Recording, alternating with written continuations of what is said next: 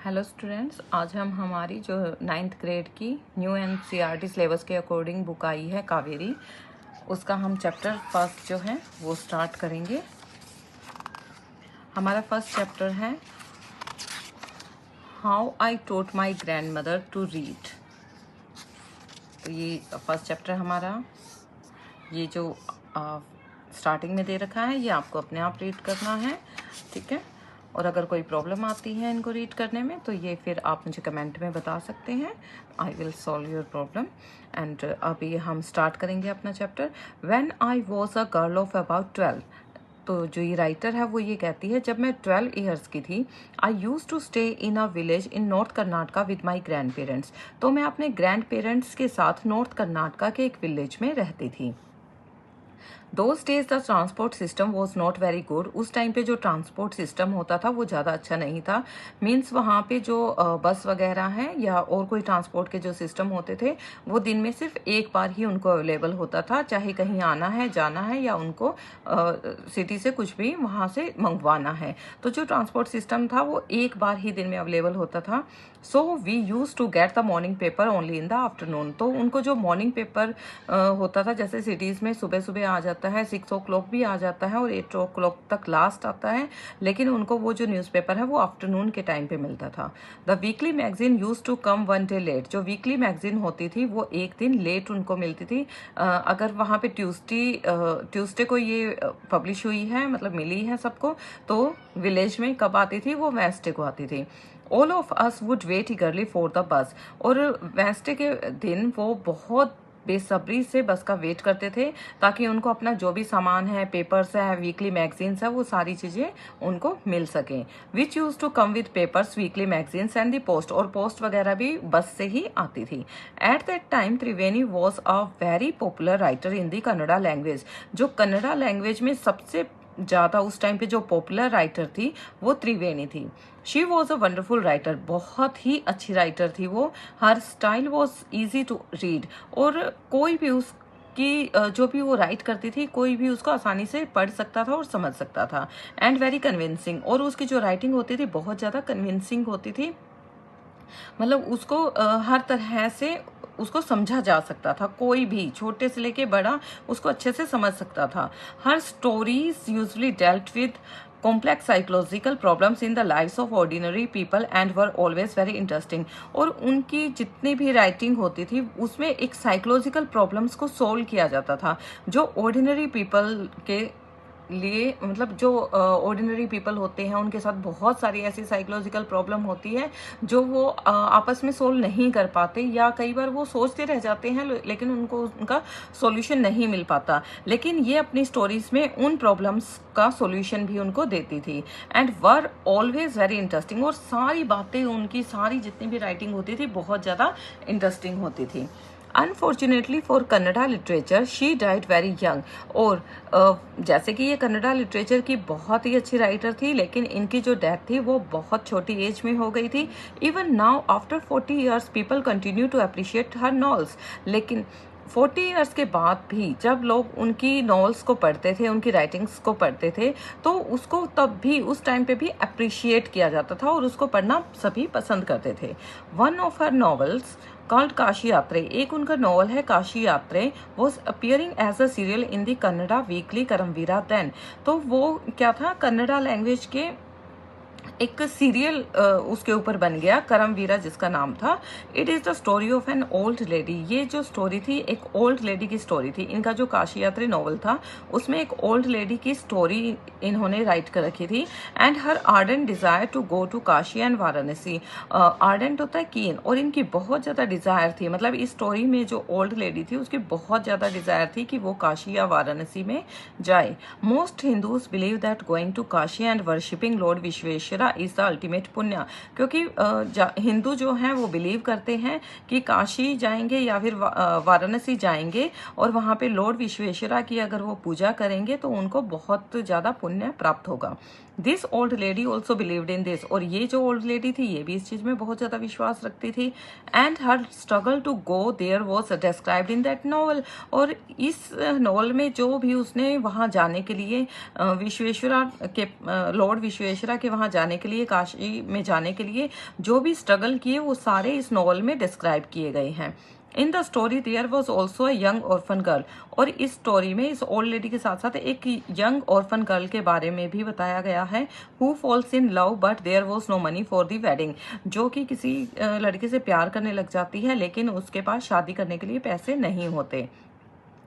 In the end the old lady gives away all her savings without going to Kashi, और उस old lady के पास जो भी saving होती है वो काशी जाने में अपनी खर्च नहीं करती बल्कि इस ऑर्फन गर्ल को दे देती है उसकी शादी के लिए। She says the happiness of this orphan girl is more important than worshipping Lord Vishweshwara at Kashi. वो कहती है कि मुझे इस ऑर्फन गर्ल की हेल्प करने में ज्यादा खुशी मिलेगी, अगर मैं विश्वेश्वरा टेम्पल में काशी में जाऊंगी तो मुझे इतनी खुशी नहीं मिलेगी। माई ग्रैंड मदर कृष्टका, अब ये जो राइटर होती है, जो इस राइटर के बारे में बात की गई थी, उसकी एक ग्रैंड मदर होती है। ये तो हो गई इस काशी यात्रा के बीच में जो ओल्ड लेडी होती है।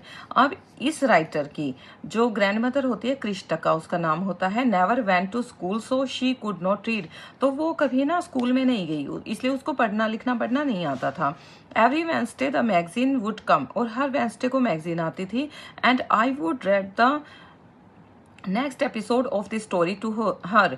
अब ये जो राइटर होती है, ये जो 12 इयर्स की गर्ल होती है, ये अपनी ग्रैंड मदर को हर वेंसडे को जो मैगजीन आती थी उसमें जो स्टोरी आती थी, नेक्स्ट एपिसोड आते थे, जैसे सीरियल बना हुआ था ना, यहाँ पे बताया गया क्रमवीरा सीरियल बना हुआ था, तो उसकी जो इनकी स्टोरी है इस ऑर्फन गर्ल की और इस ओल्ड लेडी की, वो स्टोरी इस मैगजीन में आती थी। और ये जो ग्रैंड डॉटर होती है वो अपनी ग्रैंड मदर को ये स्टोरी के हर एपिसोड पढ़ के सुनाती थी।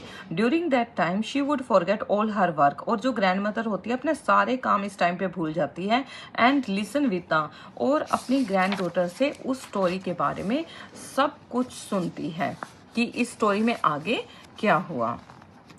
ग्रेटेस्ट कंसंट्रेशन किसके साथ, बिल्कुल ग्रेटेस्ट कंसंट्रेशन के साथ। Later she could repeat the entire text by heart, और बाद में ये सारे टेक्स्ट को जो भी एपिसोड में उसकी जो ग्रैंड डॉटर है वो उसको सुनाती है वो दोबारा से रिकॉल करती है। My grandmother too never went to Kashi, मेरी जो ग्रैंड मदर है वो भी कभी काशी नहीं गई थी।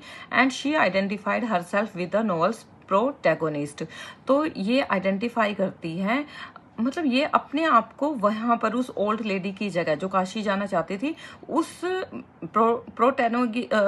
प्रोटैगोनिस्ट होती है मेन कैरेक्टर, तो उस नॉवल की जो मेन कैरेक्टर होती है अपने आप को उसके साथ आइडेंटिफाई करती है, मतलब मिलता जुलता मानती है। So more than anybody else she was the one most interested in knowing what happen next in the story.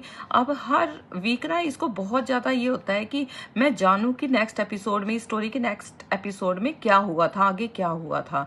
And use to insist that I read the serial out to her, और वो अपनी grand daughter को insist करती है कि मेरे लिए तुम पढ़ो। After hearing what happened next in Kashi Yatra, she would join her friends at the temple courtyard, where we children would also gather to play hide and seek. तो ये जो लेडीज होती हैं शाम के टाइम पे या दोपहर के टाइम पे, एक टेम्पल था वहीं पास में उसके कोर्टयार्ड में, मतलब पहले क्या होते बड़े बड़े टेम्पल होते थे, वहां पे इकट्ठी होती थी सारी फ्रेंड्स और ये बच्चे खेलने के लिए जाते थे। तो ये जो ग्रैंड मदर जाती थी तो ये काशी यात्रा के जो भी नेक्स्ट एपिसोड होता था वहां अपनी फ्रेंड्स के साथ सारा डिस्कस करती थी कि अब की बार जो एपिसोड है उसमें ये हुआ था। She would discuss the latest episode with her friends, ये हर लेटेस्ट एपिसोड को अपने फ्रेंड्स के साथ वहां पे डिस्कस करती थी। At that time, I never understood why there was so much of debate about this story. तो ये जो ग्रैंड डॉटर होती है ये कहती है मैं नहीं समझती, मैं उस टाइम ये नहीं समझ सकती थी कि ये स्टोरी के बारे में इतना आपस में डिबेट क्यों करती है। ये लेडीज आपस में यही कहती है नहीं उसको ऐसे करना चाहिए था, उसको ऐसे करना चाहिए था, या उसको ऐसे नहीं करना चाहिए था, मतलब इनकी आपस में डिबेट होती रहती है उस स्टोरी के ऊपर। Once I went for a wedding with my cousins to the neighbouring village. अब ये कहती है जो राइटर होती है ये कहती है मैं ना अपने कज़न के साथ नेबर के विलेज में वेडिंग में चली जाती हूँ। In those days a wedding was a great event. उस टाइम पे ना जो वेडिंग का इवेंट होता था बहुत ज़्यादा बड़ा होता था और काफ़ी दिनों पहले जो रिलेटिव्स होते हैं वो आ जाते थे। ये भी ऐसे ही काफ़ी दिनों पहले चले गए थे, मिनिमम 1 वीक के पहले चले गए थे। We children enjoyed our self thoroughly, और वहाँ पे जो बच्चे होते हैं बहुत ज़्यादा इंजॉय करते हैं सारा दिन। We would eat and play endlessly, हम बस खाने और खेलने का काम होता है बच्चों के पास शादियों में। Savouring the freedom because all the elders were busy, और ये बहुत ज़्यादा इंजॉय करते हैं। सेवरिंग होता है enjoying it to the fullest, मतलब इनकी जो फ्रीडम होती है इसको पूरा इंजॉय करते हैं। और क्यों? क्योंकि इनके जो एल्डर्स होते हैं वो तो बिजी होते हैं। I went for a couple of days but ended up staying there for a week. ये काफ़ी दिनों तक वहाँ पर रहे, मिनिमम 1 वीक से भी ज़्यादा ये वहाँ पर रहे थे। When I came back to my village, और जब ये राइटर वापिस आती है वेडिंग से अपने विलेज में, आई सा my grand mother in tears, तो ये देखती है उसकी जो ग्रैंड मदर है वो उसकी आंखों में आंसू होते हैं। I was surprised for I had never seen her cry even in the most difficult situation. तो ये राइटर कहती है मैंने कभी डिफिकल्ट सिचुएशन में, कितने भी डिफिकल्ट सिचुएशन आ जाती है, मैंने अपनी ग्रैंड मदर को कभी रोते हुए नहीं देखा था। वट हैड हैपेंड, क्या हुआ होगा? आई वॉज वरीड, एक बार तो इसको बहुत टेंशन हो जाती है। Avva, is everything all right, are you okay? ये अव्वा अपनी ग्रैंड मदर को कहती है। मदर के लिए कर्नाटका में अव्वा वर्ड यूज होता है, तो ये कहती है अव्वा क्या सब कुछ ठीक है, क्या तुम ठीक हो? I used to call her Avva which means mother in the Kannada spoken in north Karnataka. Mother को अव्वा कहते हैं कन्नड़ा लैंग्वेज में, नॉर्थ कर्नाटका में। She nodded but did not reply, उसने हाँ मतलब अपनी गर्दन को हिलाया लेकिन रिप्लाई नहीं किया, मुंह से कुछ नहीं बोली।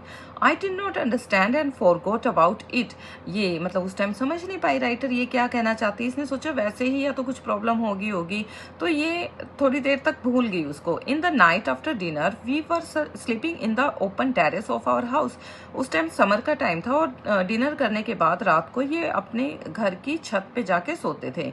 It was a summer night and there was a full moon, और फुल मून का टाइम होता है तो हर जगह रोशनी हो रखी होती है। अव्वा केम, अव्वा उसके पास आती है and sat next to me, और राइटर के पास बैठ जाती है।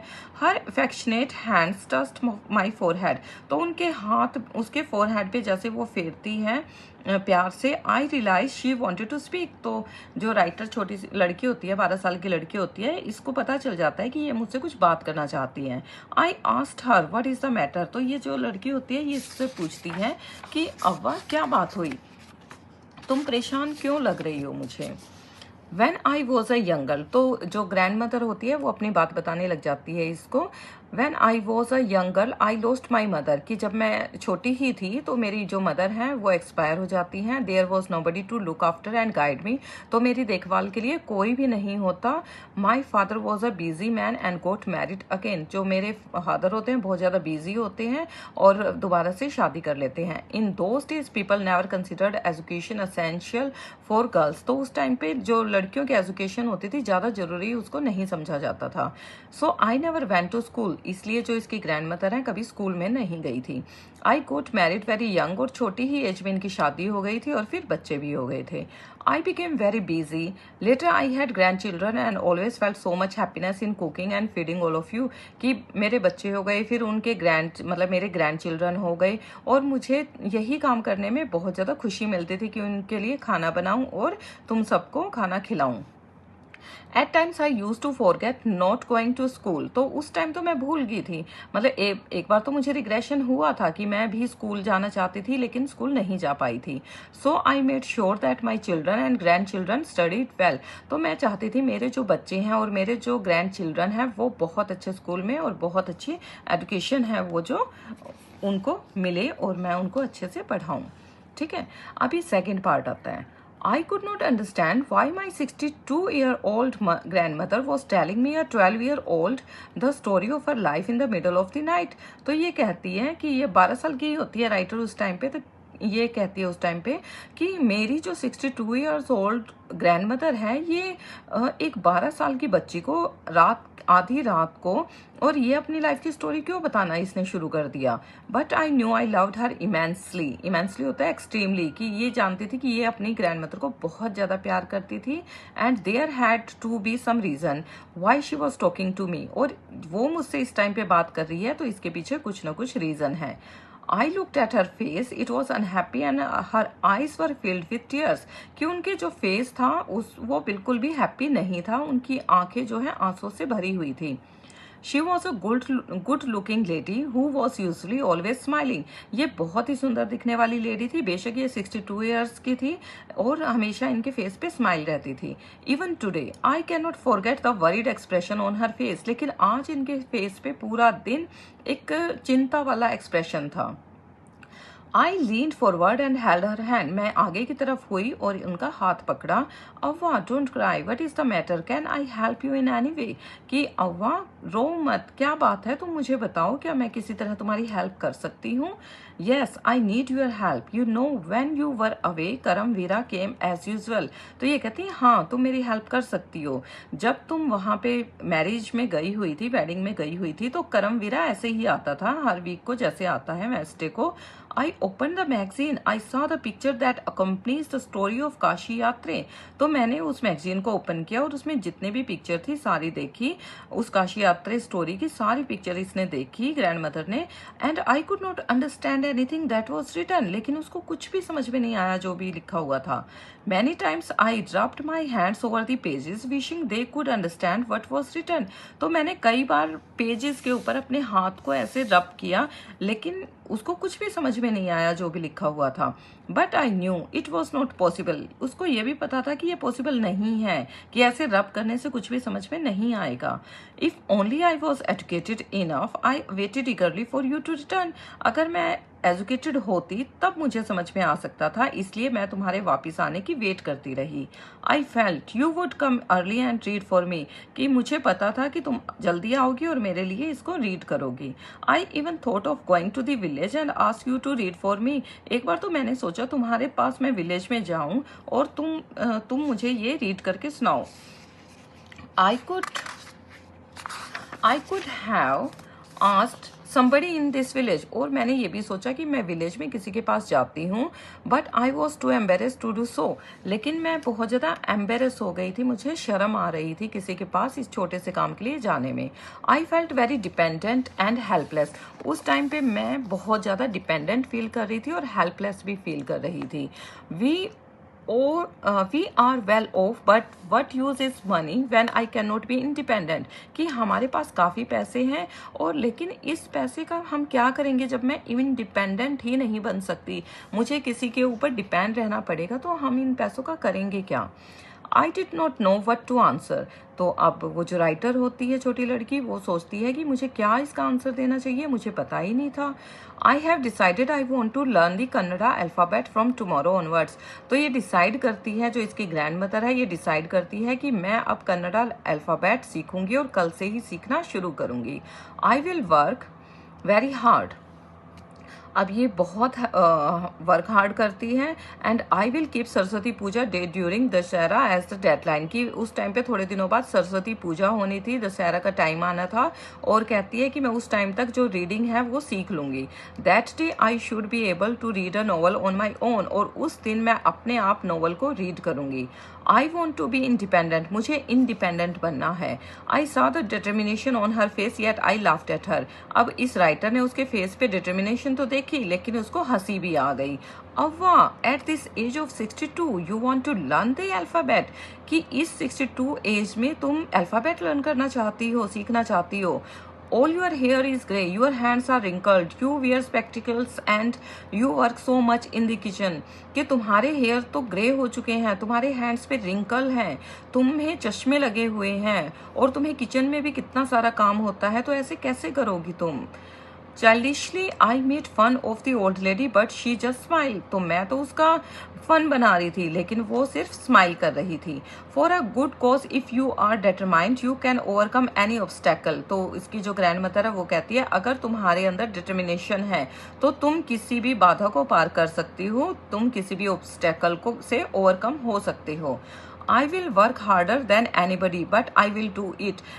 मुझे जितना ज़्यादा वर्क हार्ड करना पड़ेगा मैं उतना करूँगी, लेकिन मैं इसे करूँगी। For learning there is no age bar. और सीखने के लिए कभी भी एज बार नहीं होती, एज कोई बाउंडेशन रेस्ट्रिक्शन नहीं होती। The next day onwards I started my tuition. और अगले दिन से ही इसने अपनी ट्यूशन जो है स्टार्ट कर दी। अव्वा वॉज अ वंडरफुल स्टूडेंट। और ये ट्यूशन किसके पास? अपनी ग्रैंड डॉटर से ही सीखती थी। अब अव्वा जो थी एक बहुत ही अच्छी स्टूडेंट बनी। The amount of homework she did was